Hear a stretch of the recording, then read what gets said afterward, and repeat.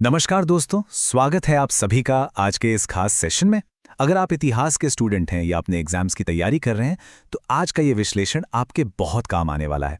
आज मैं आपका ट्यूटर बनकर आपको एक क्रैश कोर्स के जरिए भारत की क्रांति के उस पूरे सफर पर ले चलूंगा जहां एक गुलाम देश ने संघर्ष करके एक आज़ाद राष्ट्र का रूप लिया। तो अपनी नोटबुक्स तैयार कर लीजिए क्योंकि हम इस पूरे इतिहास को बिल्कुल एक परफेक्ट एग्जाम स्ट्रक्चर में डिकोड करने वाले हैं। चलिए शुरू करते हैं। आज का हमारा सिलेबस बहुत ही क्रिस्प और क्लियर रहने वाला है। हम इस कहानी को 5 अहम पड़ावों में समझेंगे। पहला, 1857 की क्रांति की पहली चिंगारी। दूसरा, 1885 में शुरू हुआ संगठनों का नया दौर। तीसरा, गांधी जी का अहिंसा का मार्ग। चौथा, हमारे क्रांतिकारियों का सर्वोच्च बलिदान। और पांचवा, 1947 में आई आज़ादी की सुबह। चलिए सीधा टॉपिक पर आते हैं। ये जो टाइमलाइन आप देख रहे हैं ना, इसे अपने दिमाग में एक मैप की तरह छाप लीजिए। 18वीं सदी के आखिर में ईस्ट इंडिया कंपनी के आने से कहानी शुरू होती है। फिर 1857 का पहला बड़ा विद्रोह, 1885 में इंडियन नेशनल कांग्रेस का बनना, 20वीं सदी के वो बड़े जन आंदोलन और फाइनली 1947 में मिली आज़ादी। ये हाई लेवल टाइमलाइन आपको एग्जाम में घटनाओं को सही क्रम में सेट करने में बहुत मदद करेगी। अब देखिए, ब्रिटिश शासन की शुरुआत हुई कैसे, ये समझना बहुत दिलचस्प है। 18वीं सदी के आखिर में ब्रिटिश ईस्ट इंडिया कंपनी सिर्फ व्यापार करने यानी बिजनेस के बहाने भारत आई थी, लेकिन उन्होंने बहुत ही चालाकी से धीरे धीरे अपना कंट्रोल बढ़ाना शुरू किया और एक वक्त ऐसा आया जब वो यहाँ के शासक ही बन बैठे। और बस इसी धोखे और क्रमिक बदलाव ने भारतीयों के दिलों में आज़ादी की वो आग जला दी। चलिए आते हैं हमारे पहले पड़ाव पर। पार्ट 1, 1857 क्रांति की पहली चिंगारी। यहीं से संगठित विरोध की असल शुरुआत होती है। एग्जाम्स में ना एक सवाल बार बार आता है कि इस विद्रोह की ज्योग्राफिकल शुरुआत यानी ये शुरू कहां से हुआ था। तो याद रखिएगा, मेरठ। और हैरानी की बात देखिए, इस इतनी बड़ी क्रांति की तात्कालिक वजह सिर्फ एक अफवाह थी कि नई एनफील्ड राइफल के कारतूसों में गाय और सुअर की चर्बी का इस्तेमाल हुआ है। मेरठ से भड़की ये चिंगारी जंगल की आग की तरह पूरे उत्तर भारत में फैल गई। ये फैक्ट अपने आंसर्स में जरूर कोट कीजिएगा। अब किसी भी क्रांति को समझना हो तो उसके लीडर्स को जानना बहुत जरूरी है। 1857 के इस महासंग्राम के प्रमुख चेहरे थे मंगल पांडे, रानी लक्ष्मीबाई और बहादुर शाह जफर। स्टूडेंट्स, इन 3 ऐतिहासिक हस्तियों के नाम आपको बिल्कुल कंठस्थ होने चाहिए।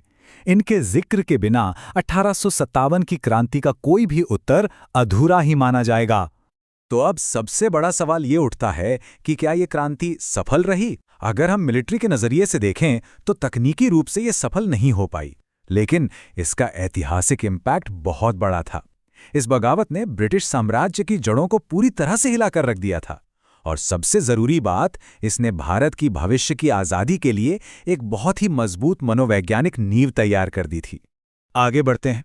पार्ट 2, 1885 संगठनों का नया दौर। यहां से लड़ाई का तरीका बदलने लगता है। साल 1885, ये साल इतिहास में एक बहुत बड़ा गेम चेंजर साबित हुआ। क्यों? क्योंकि अब भारतीयों ने बहुत ही ऑर्गेनाइज तरीके से अपनी लड़ाई लड़नी शुरू कर दी थी।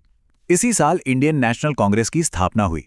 इस एक संगठन के बनने से हमारे स्वतंत्रता आंदोलन को एक बिल्कुल नई और स्पष्ट दिशा मिल गई।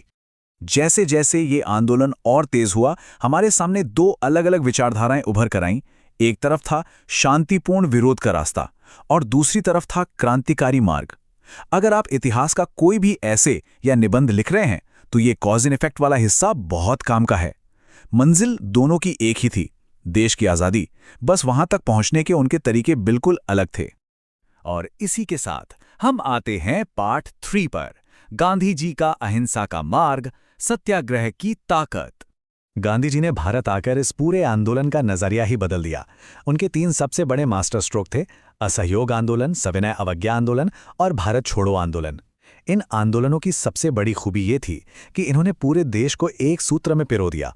इन अहिंसक जन आंदोलनों ने अंग्रेजों की सत्ता को जड़ से हिला दिया। एग्जाम पॉइंट ऑफ व्यू से इन तीनों आंदोलनों के नाम और उनका असर आपको पता होना ही चाहिए। हमारा अगला पड़ाव, पार्ट 4, क्रांतिकारियों का सर्वोच्च बलिदान, सशस्त्र संघर्ष का वो दौर। अब देखिए, शांतिपूर्ण विरोध के पैरेलल एक और आग जल रही थी। इस क्रांतिकारी मार्ग के हीरो थे भगत सिंह, चंद्रशेखर आजाद और सुभाष चंद्र बोस। ये हमें बहुत ही शानदार तरीके से दिखाता है कि कैसे इन वीरों ने अपने हथियारों और अपने सर्वोच्च बलिदान से देशवासियों के खून में आज़ादी का जुनून भर दिया। इनकी शहादत ने पूरे राष्ट्र को एक नई ऊर्जा से भर दिया था। दशकों के इस लंबे और कठिन संघर्ष के बाद हम अपने आखिरी चैप्टर पर पहुंचते हैं। पार्ट 5, 1947, आज़ादी की सुबह। वो मोमेंट जब सारी मेहनत रंग लाई। 15 अगस्त 1947, ये वो फाइनल और सबसे खास तारीख है जो हर हिंदुस्तानी के डीएनए में रची बसी है। इसी दिन हमारा भारत आधिकारिक रूप से एक आज़ाद मुल्क बना। इतिहास के पन्नों में ये दिन हमेशा के लिए अमर हो गया। लेकिन दोस्तों, ये याद रखना बहुत ज़रूरी है कि ये आज़ादी हमें कोई रातों रात नहीं मिल गई थी। ये लाखों लोगों के निस्वार्थ बलिदान और खून पसीने का सीधा नतीजा थी। तो डेट्स और फैक्ट्स तो हमने देख लिए, लेकिन अब एक पल के लिए रुकिए और सोचिए। इतिहास के स्टूडेंट्स होने के नाते इस पूरी क्रांति से हमें असल में सीखना क्या चाहिए?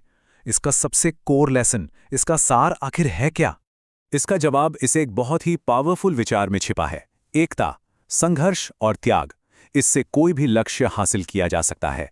इस पूरे क्रैश कोर्स का सबसे बड़ा टेक अवे बस यही है।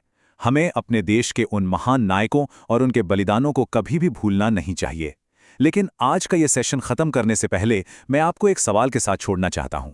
जरा सोचिए, अगर 1857 की वो पहली चिंगारी उसी वक्त एक सफल ज्वाला बन गई होती, तो आज भारत की तस्वीर कैसी होती?